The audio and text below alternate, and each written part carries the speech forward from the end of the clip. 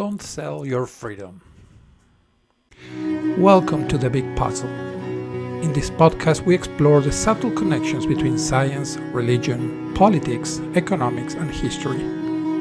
One piece at a time, we unveil the big picture of this shared experience that we call life. In the last episode, we talked about services, right? How the importance of services in the economy. And we used this example of somebody who was selling their house, but the person who wanted to buy it, they didn't have enough money. So that allowed for the creation of, a financial service. So basically, you rent money so other people can buy stuff and then pay you interest. So the interest is the rent on the money that you lend. So that opens a lot of possibilities, and it's a positive thing for an economy to have financial services. Now, as with everything, something that is good, if it's done in excess, it can become really bad. And that's what we're going to be talking about now. That's part of the direction that the economy is taking that is hurting pretty much everybody. So the person in our example that was selling the house that decided to, give the option of paying it in installments and paying extra. Remember, we were saying that instead of paying $100,000, he would pay $10,000 for 20 months. So basically end up paying twice. Half of that was the cost of the house.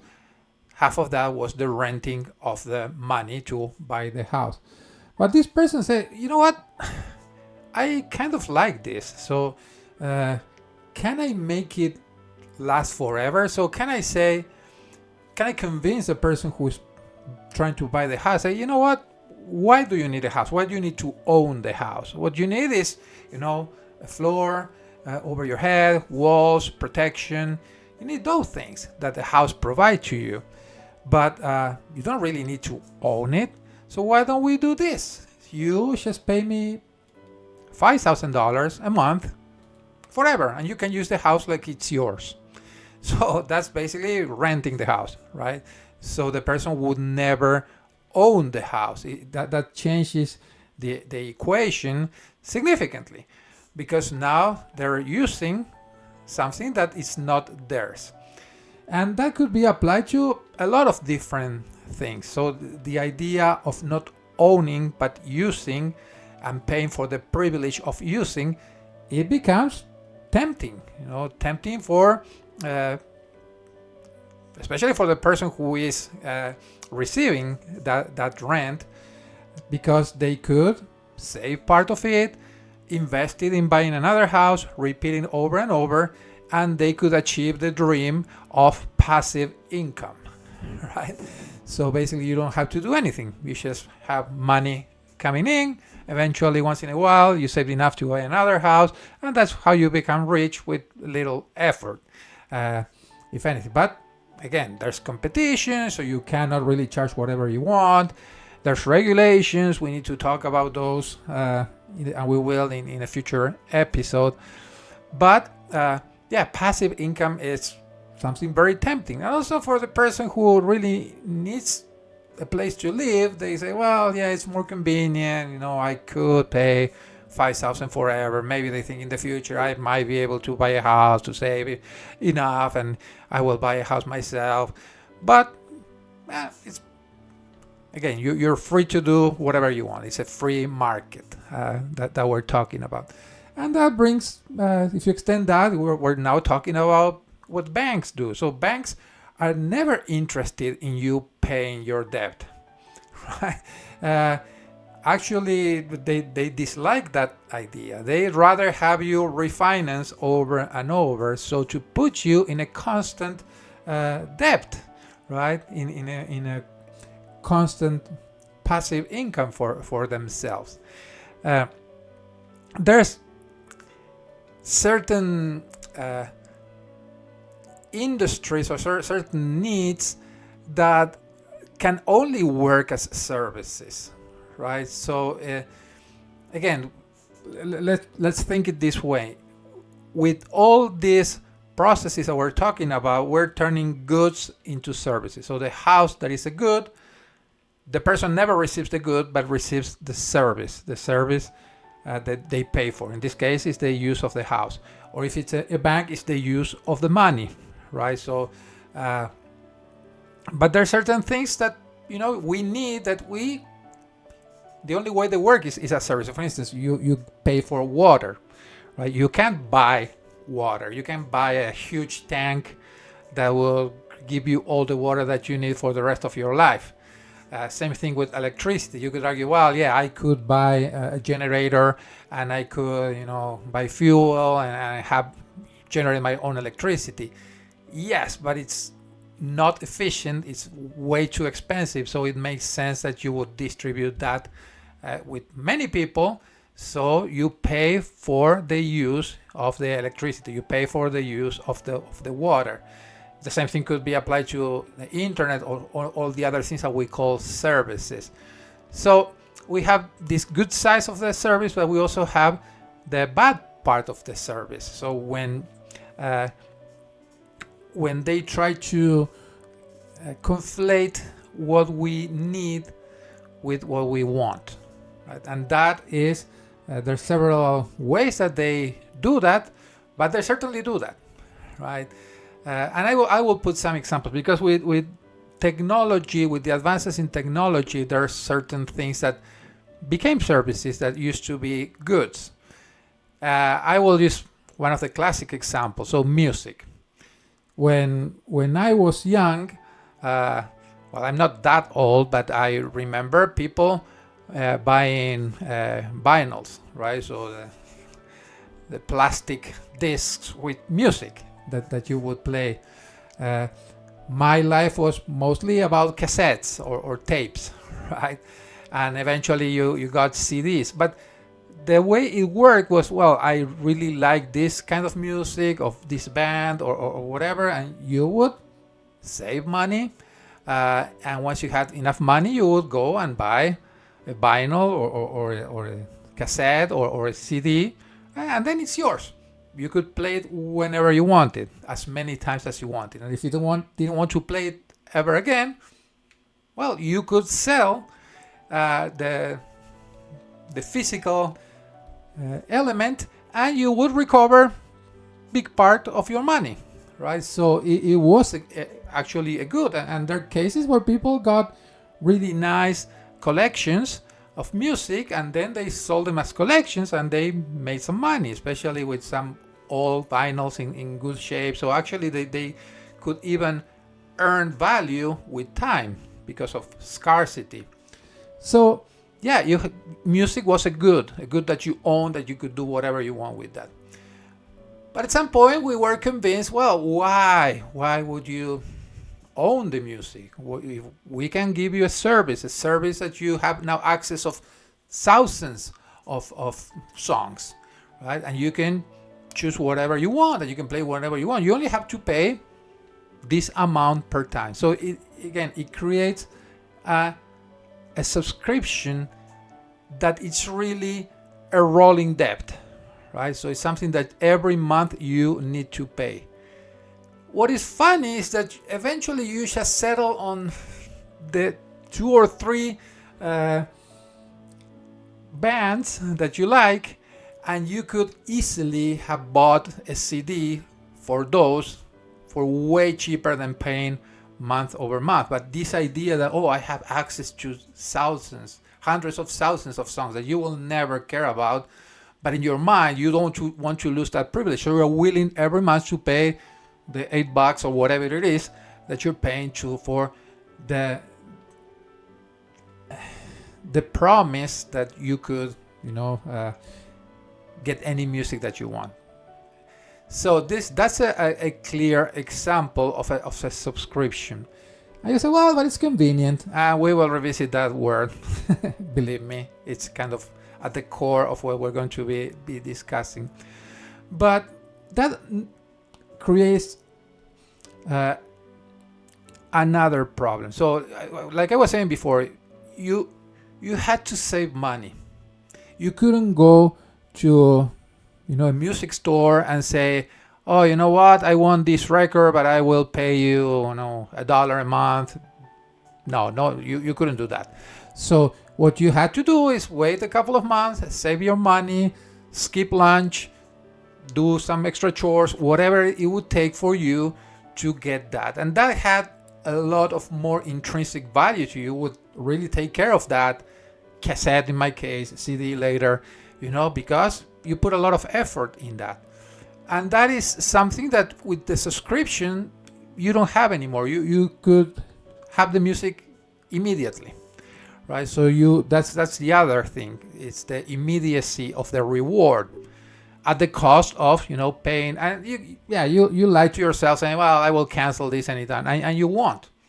Even if you haven't used a subscription, there's always this promise for you that you could use it, and this fear that when you will need it, you won't have it.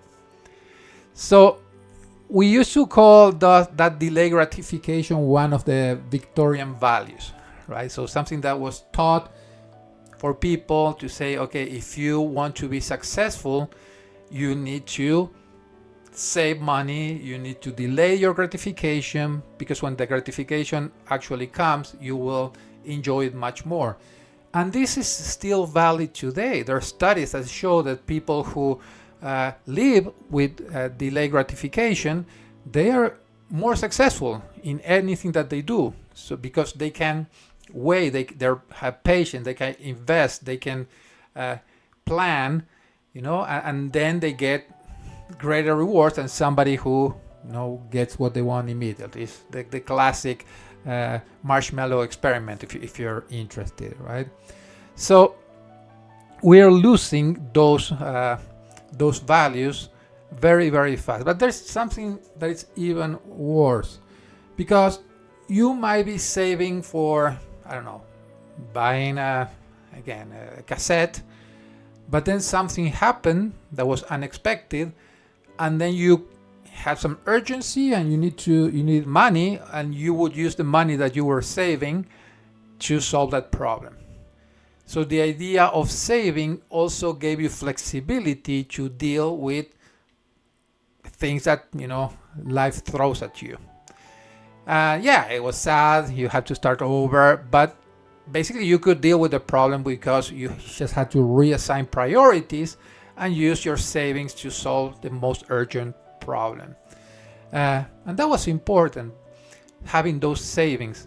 Now, with this idea of subscriptions, that is the problem, because you say, okay, I make, I don't know, $50K a year, right? So you can say you feel like that's a lot of money, especially when you're young, and then you can say, well, now I can afford this and I can afford that. So every new subscription is so small that doesn't seem to have an effect on you, on your total finances. So you keep spending more and more, you keep getting more and more subscriptions. Well, that means that you're saving less and less. And you can always squeeze one more subscription, right? You always feel that this is just another small one, another small one. But what that means is you're not saving. You're saving less and less. So now we get to the problem that we're seeing. So people say, well, young people can't afford a house, which is true, but has two parts, right? One part is this idea that we cannot delay our gratification. And buying a house, it's a huge gratification. So you need to save, you need to plan, you need to prepare, you need to do extra effort in order to buy a house. Now, people who want you to rent forever, because it's their passive income, will make it harder for you. So one part of the problem, is external to the young people. There's people who are powerful enough that could buy a lot of houses, that they could artificially raise their values. So the only option that you have is to get into very expensive and long mortgages. The mortgages are become practically renting, right? Because you will never end up paying for the house, so you're just paying the mortgage forever. And they're talking about 50-year mortgages and 60 years and 100-year mortgages. What's the point? That's same as renting, right? But so that is part of the problem, like we were saying. So remember, the $100,000 house became $200,000 once you added the financing. Well, in this case, if you start with $400,000 house and you put mortgage on top of that, the financial service on top of that, it becomes impossible. And that is true. But it's also very true that young people are not saving. And they all have their Netflix, they all have their Spotify, they all have their whatever, right? Even companies, you used to buy a car and you own the car and you would do whatever you want with your car. Well, now cars come with subscriptions. Elon Musk is not selling, he's renting you functionalities for the car that you paid for, and people are paying for that. So you don't even own your car. If you want to look how bad things is, so you might see things that are called something, so a letter AAS, right? One of that we're seeing lately is the SaaS. So that means software as a service, because that's something that happened as well. So in the past, you would buy your computer, and with your computer you would buy, your version of Windows most likely, and then your version of Office, and whatever software you want to run your computer, you would buy it and you would use it. It's yours. Do whatever you want with that. Well, that has been changing. Now everything is a subscription. So I can't buy Office anymore. I should have to pay every year for my subscription for Office. And then it's not even living in my computer. I mean, I do, because I try as much to keep things local, but they really are trying you to go to the cloud. And the cloud, again, is another part of the subscription system, because before that you would buy a hard disk, right? And you would store all the data that you want, and you were responsible for the backups, but it was yours forever, right? As long as it worked. But now, no, everything goes to the cloud. So if you stop paying that passive income for these multi-billionaires, then your data will be deleted. And we're going more and more. So we get so many subscriptions, and we're always squeezing one more, because we believe that. So then you get, a $5,000 a year raise, and immediately say, okay, how can I spend this? Right? What other things you move your expenses up, mostly in the form of subscriptions, of services, that the saddest part, most of them you're not going to be using. So in a way, you are being manipulated. We're all being manipulated into these subscriptions. And part of the Victorian values would consider debt as slavery. That's why you wouldn't want to get in debt, because then you kind of lost your freedom, your liberty. But now, who cares? Nobody considers the subscriptions as debt. And everything seems to kind of work in your everyday life if you have a constant inflow of money, right? You have your constant inflow, you have your constant outflow in the form of subscriptions. You're not getting anything, you're not getting any goods, you're just getting services that will vanish after you use them. But what happens when your inflow stops? You get fired from your job, or something happens, or you need to solve another problem, some medical problem, or some urgency. Well, what happens? The subscriptions are not going away, right? And yeah, you might want to reduce some of those, and you might be able to, even though people seem to struggle to cancel their Netflix. because they lost this ability of delay gratification. But yeah, that's where things start going down. So if you still are able to save some money, that money will go away really, really fast. So you are painting yourself into a corner with this. The only way to get away from this is to really go back to the basics. Go back to the owning things. Get away from subscriptions. Simplify. Prioritize. Go to the mindset of delay gratification. Say, okay, what do I really want? Because this is another interesting thing that happens, is that when you have to wait, sometimes the thing that you thought you needed, you realize that you don't need it or you don't want it. And now you have, what you were saving that you could reallocate to something different. When you subscribe, you usually don't think about that. You stop thinking about, do I really need this, right? You already have it. So it's out of your mind. You're just mindlessly paying every month.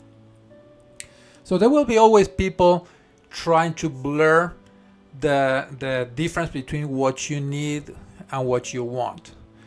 The only way to sharpen that blur is by being intelligent, right? By being smart, by thinking about, do I really, really, really need this? And if I don't, skip it. Have goals for saving, have goals for long-term things. Invest in yourself, invest in your future. So that's kind of the second part of this puzzle that I'm trying to present to you. Services could be good, could be necessary, are part of the economy, help to solve real problems, but everything in excess is bad. So I'm looking forward for the next one. We're going to be connecting some of the things now to capitalism in particular, and how, like I said in the title, how can be used against us, and how can capitalism actually collapse because of the people who are living in the system. Okay, this has been long enough again. See you in the next one. Bye bye.